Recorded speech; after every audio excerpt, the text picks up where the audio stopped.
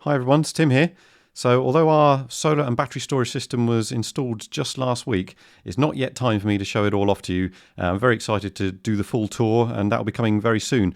But today I've got another solar stories for you, and this time it's Michael from Leicester. So let's go and meet Michael and his SolarEdge system. Right, hello everyone. Welcome to episode 2 of Solar Stories. So today we have Michael with us. Hello Michael, how are you doing? I'm doing well, thank you. Great. So let's get down to the questions. So first off, can you describe your system, please? How many solar panels you've got, their orientation, what sort of inverter you have, all the batteries, and where it's installed? So it's a 10 Q cell panel system, and it's sort of southwest facing. So they're on the front roof of the house, and then on the side of the house, I've got a 10 kilowatt battery and the inverter.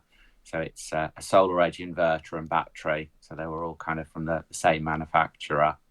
Excellent. So I noticed that your battery, you said your battery was on the outside of your house, is that right? Yes. So due to kind of lack of space inside for somewhere to put a large piece of metal, I was explicitly, when I went out to get quotes, looking for one that would be externally mounted. Right. Uh, and that was kind of pretty much going to be the power wall or the solar edge ones were the only ones at that point. Right. But, Yeah. Is that because of the particular battery chemistry? Does that make them better suited for the outside? yes, well, it's also, I guess, the insulation that they've got, because you don't want it to get suddenly down to zero and then to stop working. Right. Right. Interesting. 'Cause, Yeah. yeah, they're not all suitable for outside use. Yeah, because I noticed that a lot of them have this. What is it? The IP65 rating. I think that suggests they can go outside. But I've heard some stories that um, perhaps a lot of them don't work particularly well in those conditions. So how have you found your battery over the winter? It's been fine over the winter. I mean, I think internet comms, which isn't a winter thing, has been more of an issue. There's been odd points where it is still functioning because we're not drawing from the grid, but I've got no stats on the system. I can't tell what's going Oh, on. right. But that isn't just a winter thing. That's just been the internet connection up and down occasionally. It just sort of goes have a few hours of no comms. All right, that must be frustrating. Um, okay, so when did you get your system installed? May last year. So we were originally looking at having a new kitchen. So I've been putting some money aside, and then obviously with all the energy news that's there, we kind of decided the two things we'd planned was a new kitchen and then solar panels. So we swapped them around, and I was one of those. I was just quick enough to be able to get solar panels installed before the worst of it has sort of ordered it in April. I got the solar panels installed at the end of May, and then I had to wait 2 months for supplies for the battery. Right. Yeah. So that's sort of turned up the last week of July. Wow. Yeah, you did well actually, because we got our quote in May and we literally only had our system installed a couple of weeks ago. So yeah, you did very well to get in before the rush. So Yes, I got an identical system for my mother, but obviously was slightly slower than me, so it didn't get installed until September. right, okay, just after the best months of the year to generate. Yes, But yeah, but she's got it now already, yeah, and she at least had it over winter for the energy yeah, saving options that yes, the grid the companies were running. excellent. Yeah. So if you're comfortable sharing it, can you tell me how much your system cost to install? It was just under 15,000, so 14,732. Excellent. Right. So I mean, most of that, in the sense that the battery itself was 8,000. So it's right. the biggest, kind of the third biggest thing I've bought. House, car, battery. Yeah. And can you tell me what your motivations were for getting the solar? I think you mentioned that it was financial, or are you also keen on the environmental aspect, or just love technology in some way? Well, a bit of a mix of them. I mean, the plans were that when I get my first pension, we get a lump sum, we're going to get an EV anyway. So we were kind of looking at the plans of what we were doing, and as I said, the aim was originally we're going to do the kitchen, get solar panels and things, and then the cost of living crisis kind of changed the priority round. Yeah. Um, Yeah, that's so I had the capital available, so we decided we'd get them. So very, very much kind of a financial motivation to get it now rather than in a couple of years' time. Yeah. Are you pleased with the decision you made in terms of the order that you've done things? Yes, because I've not paid an electricity bill since June last year. Excellent. Yeah. So when did you first decide to look into getting solar? You mentioned that your priorities changed, obviously, with the cost of living. But had you been thinking about it a lot earlier than that? I guess once lockdown hit, back in 2020, we were kind of just working out what things we wanted to get done, and it was, there were various things that we kind of needed some new doors and just various things in the house. So it had been on the list for a couple of years. It just sort of jumped up the priority list with the changing prices. How long did you spend researching the options before you started contacting installers? Probably not as long as I should have. As you said, it was just with the knowledge that everything was changing. I got several quotes, some of which I rejected. So I had some basic information, but I learned a lot more kind of things as it moved forward. Yeah, I found the same thing actually. Like I contacted a few installers and then decided on one particular installer, and then found out a lot more information about all the systems and things afterwards. So it's one of those sort of ongoing learning things, isn't it? Really. So how did you decide to go with the particular installer that you ended up with? They were very knowledgeable and friendly. They kind of explained things that they gave me a lot of information because I'd read a few websites, but they were able to explain the things and how it functioned and what to sort of expect. Whereas a lot of the others kind of just went, "We'll install this," Right. kind of thing. Yeah, was it a local installer that you went with? It was, yes. Yeah. So did the design of your system change much between you sort of initially making that decision with your installer and then actually it getting installed? I suppose it wasn't that long between those things. No, So. I kind of waived the period to get the installed quicker and just sort of went with the base system. Right. So I said I learned a lot more later about that you could have clipped solar power and other things to there. So I'd have probably got more panels and things if I'd known more at the start. So for people who don't know what clipped solar power is, would you be able to give a brief description of what you mean by that?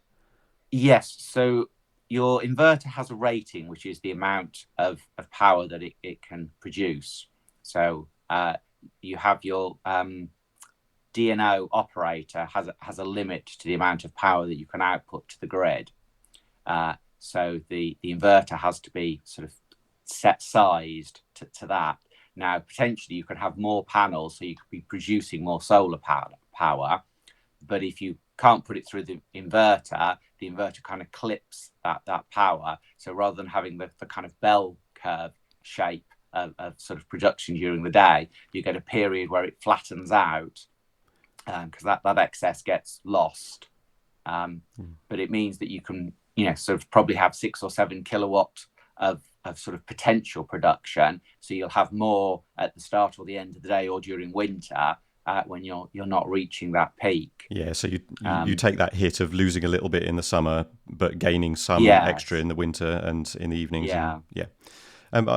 Does that clipped power, if you've got capacity in your battery or spare capacity in your battery, does that go through to your battery instead? It can do. Again, all the different battery technologies and the configurations are different. So one of the things the SolarEdge system has is that you can tell it to put the clipped power into the battery. Right. So again, another advantage of if I'd known, that wouldn't have potentially gone to waste because I could have filled the battery with it. Right.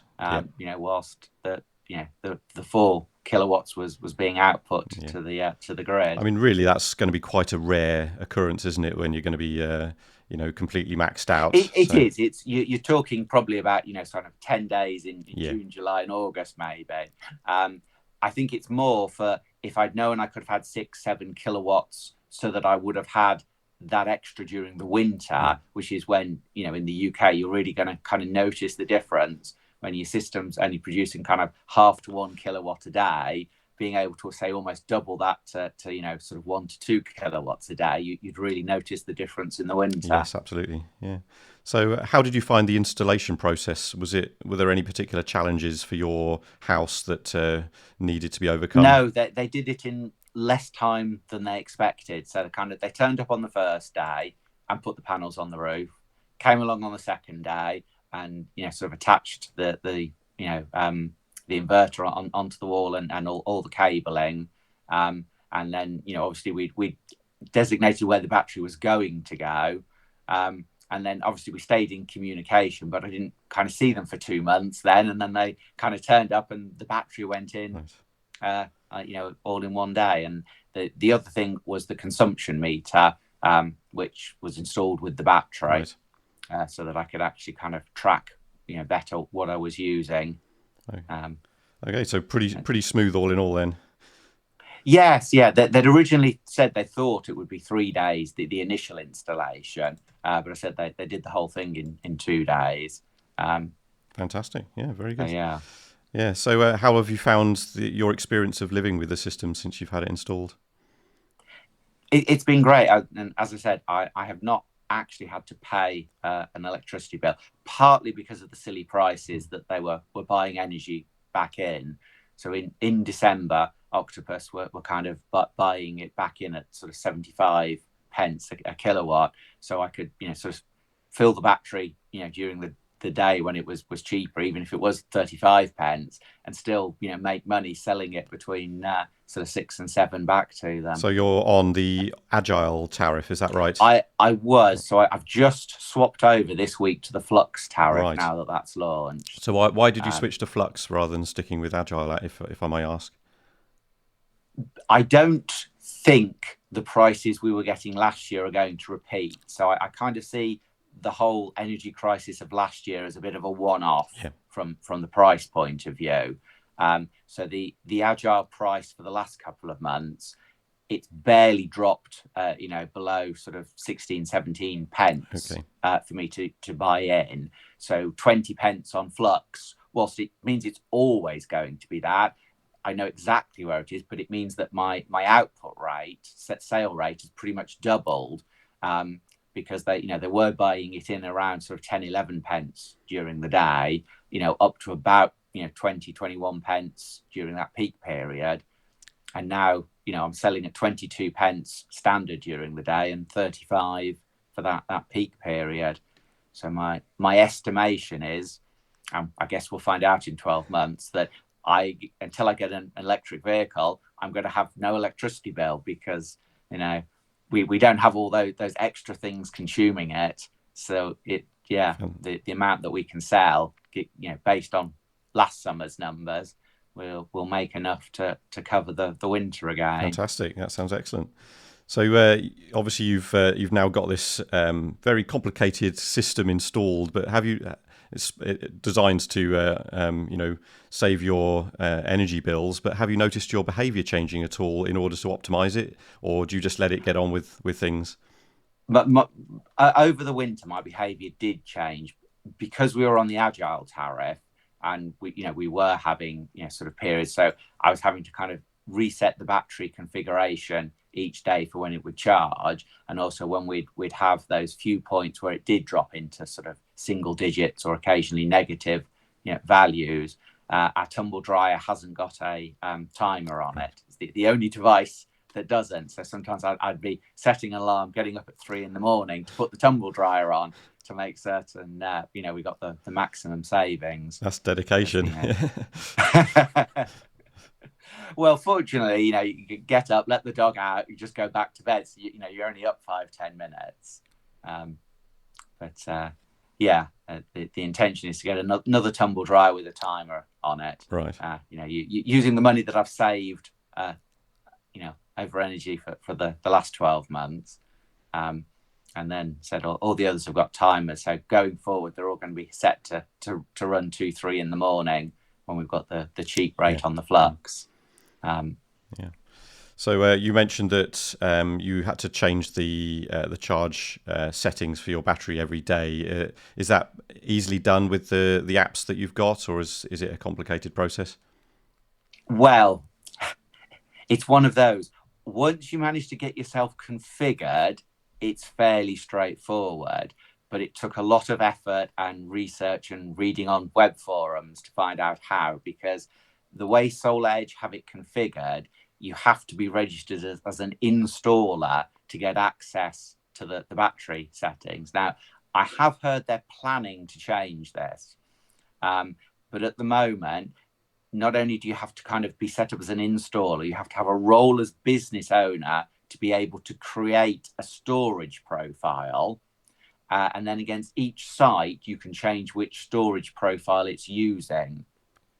So it's not difficult once you've got access, but you kind of have to set up a profile. So you set up a day profile, and obviously you can have many different day profiles as you want. Then you set up your whole year profile as to which of those it will use on each day of the week.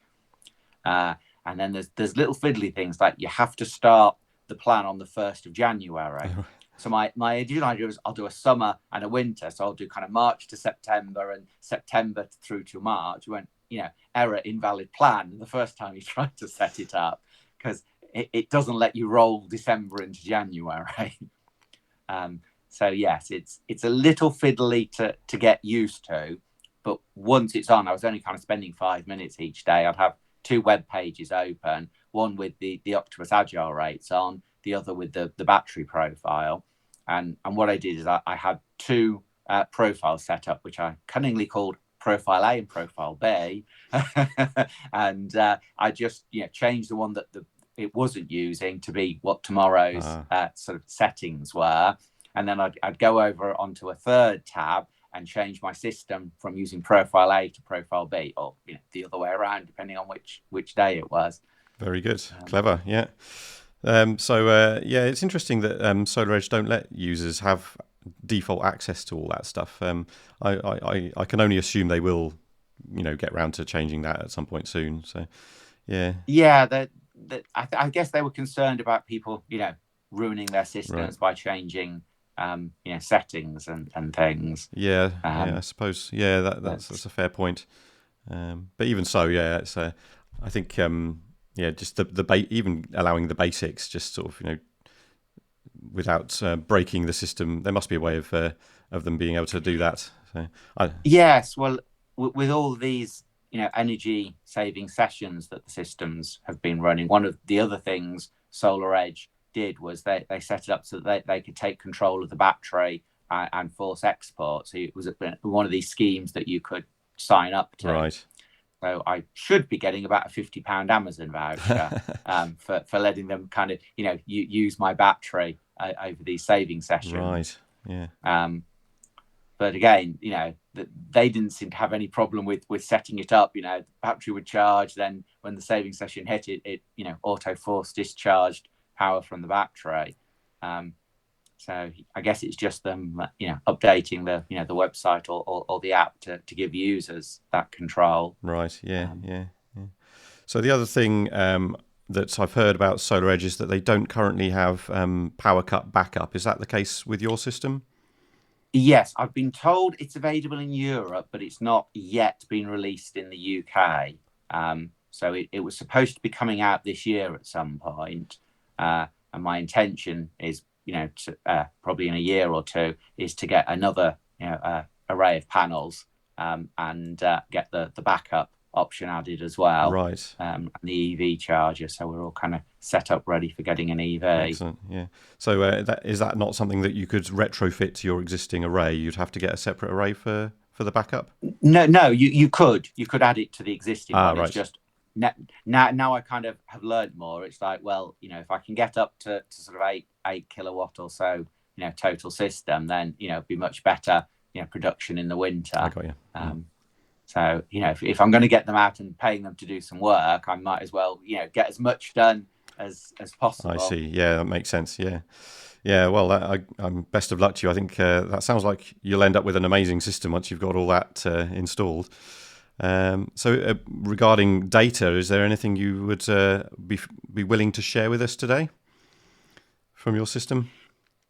Yeah, I mean, I've got all the sort of figures of what it's produced. So we were up to kind of 500 kilowatt hours over kind of June and July last year. So it's kind of a very typical kind of UK spread. You get a big amount in the summer, and then it drops down to December. We didn't quite make 100 kilowatts hours output in December. So I said, I think what has surprised me though is kind of going through February and March. I wasn't expecting as much as we got, especially this last week. We had a little cold spell, but then the amount of solar we've still been getting up to sort of two kilowatts production. So most afternoons this week it's been happily sort of toggling along at that for 3-4 hours. Yeah. And I think yesterday it was gone 6 o'clock before it finally switched back over to battery. We were still just producing that sort of 0.2, 0.3 of a kilowatt that was enough to keep the house running. Excellent. So over winter, were you charging your battery up fully, in the cheap period, and then using that during the day? Yes, because I was on Agile. I said there would usually be sort of at some point in the evening where it was dropping to around the low 20s, 20, 22 pence kind of thing from that. So I'd said we'd see how much we could do. I didn't always fully charge it. Kind of judge how many hours there were where there was cheaper rates. So sometimes we'd kind of wait 2 or 3 days and then sort of put a big amount of washing through all at once when there was a day where it was better rates. Yeah, good plan. Yeah. So having lived with the system for a while, is there anything you would have done differently, knowing now, if you'd known that at the time? I'd have probably splashed out the extra on the Tesla Powerwall. Okay. Because it actually gives you the ability to configure it without all the hassle I had to go through. Right.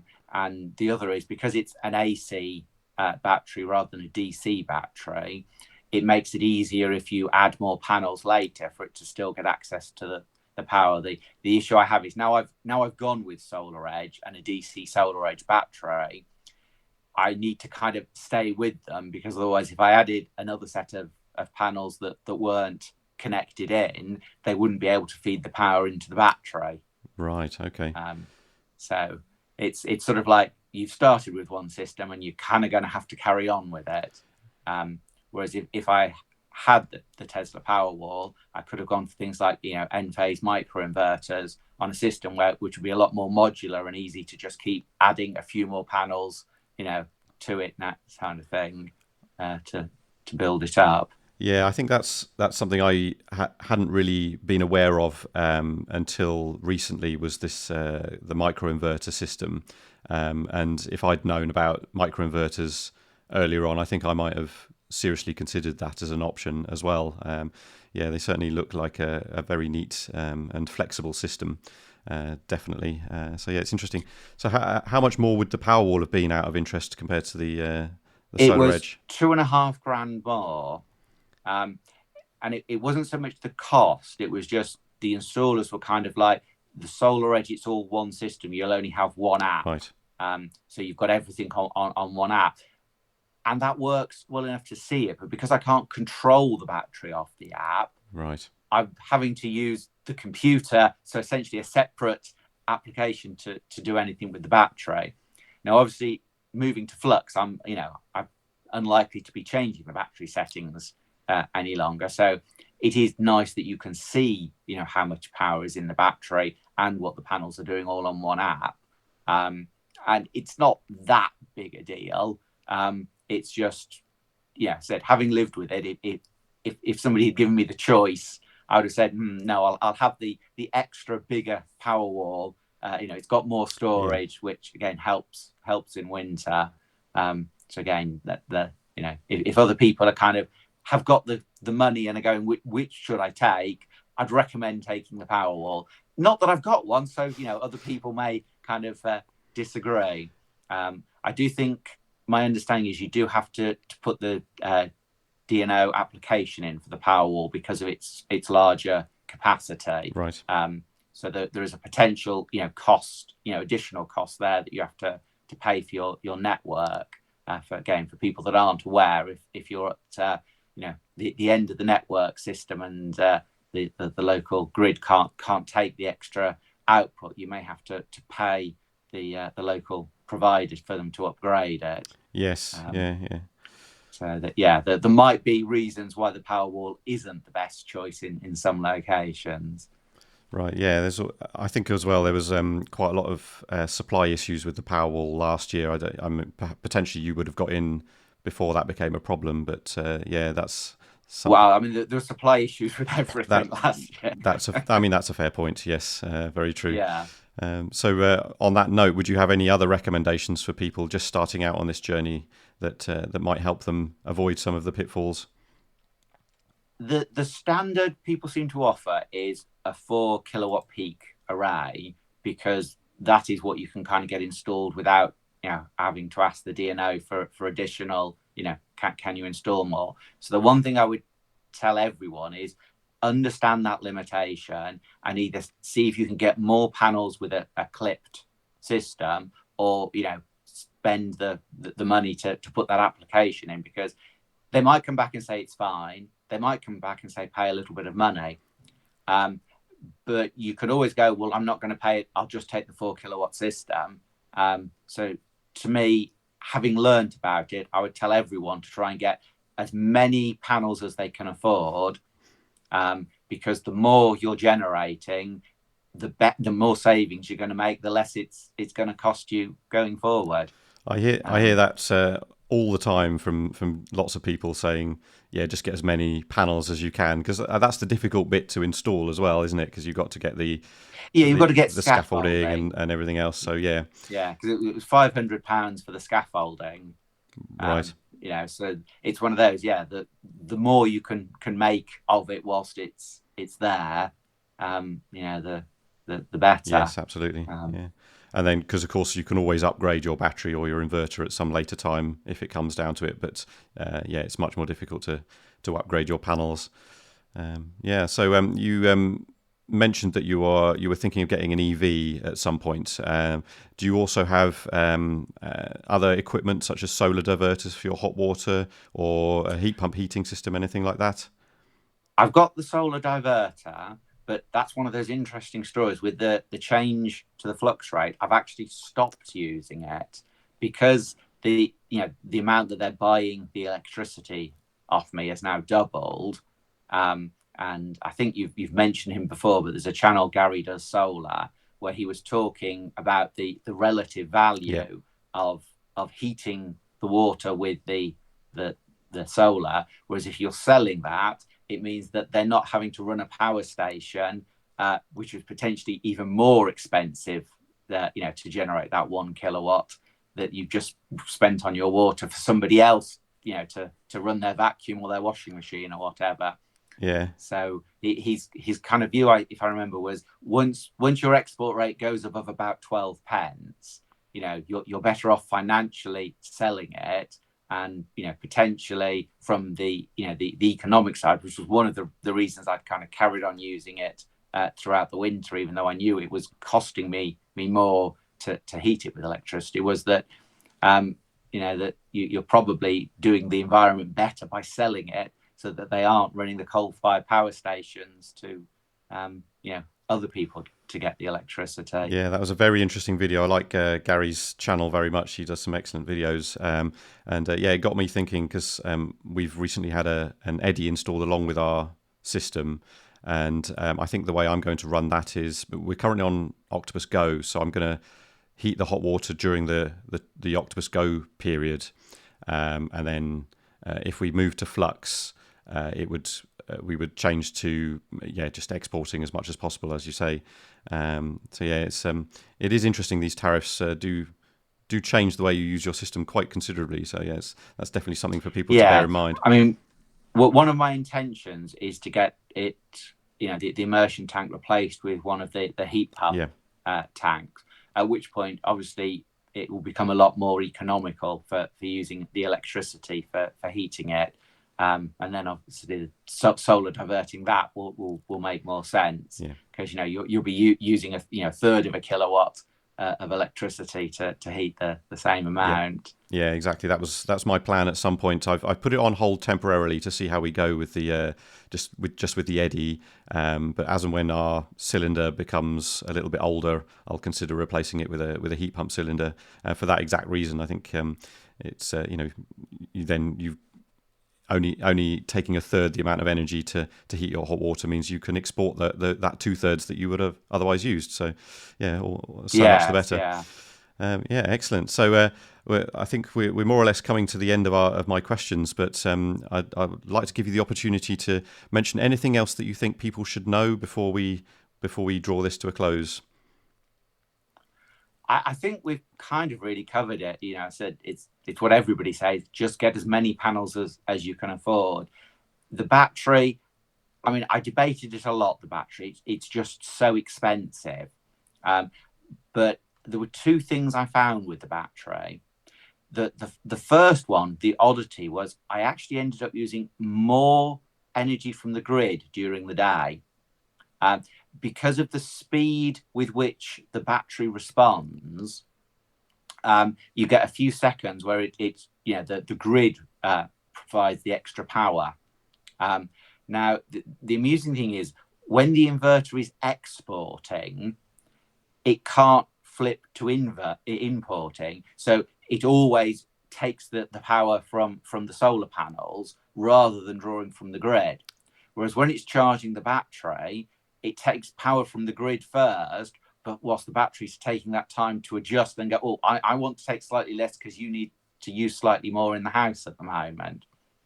So that's, again, one of the things with the flux. By charging the battery overnight, we're going to use a little bit in the morning for breakfast, but we should get back to the point where the battery's at 100% quicker, and then we should use less from the grid. So that said, that was one of those things. I mean, obviously, once you've got the battery, we were overall saving a lot more because from 6 p.m. to sort of 6-7 a.m. we were running off the battery, so we weren't using there. But yeah, it was one of those odd things to kind of just see the day use went up. But said overall cost obviously went down because of the 12 hours that the solar couldn't provide previously. Excellent. So overall, you're pleased with your system and making that decision that you did? Oh yes, yeah. It was definitely the right system. I mean, especially seeing some friends that were spending £15-20 a day on keeping things running. Yes. And how's your mother found her system? Yeah, I mean, she's that little bit older because she's almost 80, so she doesn't really see. I mean, she sees it on her bills, but she's not changed what she does at all. It's just there's some panels on the roof.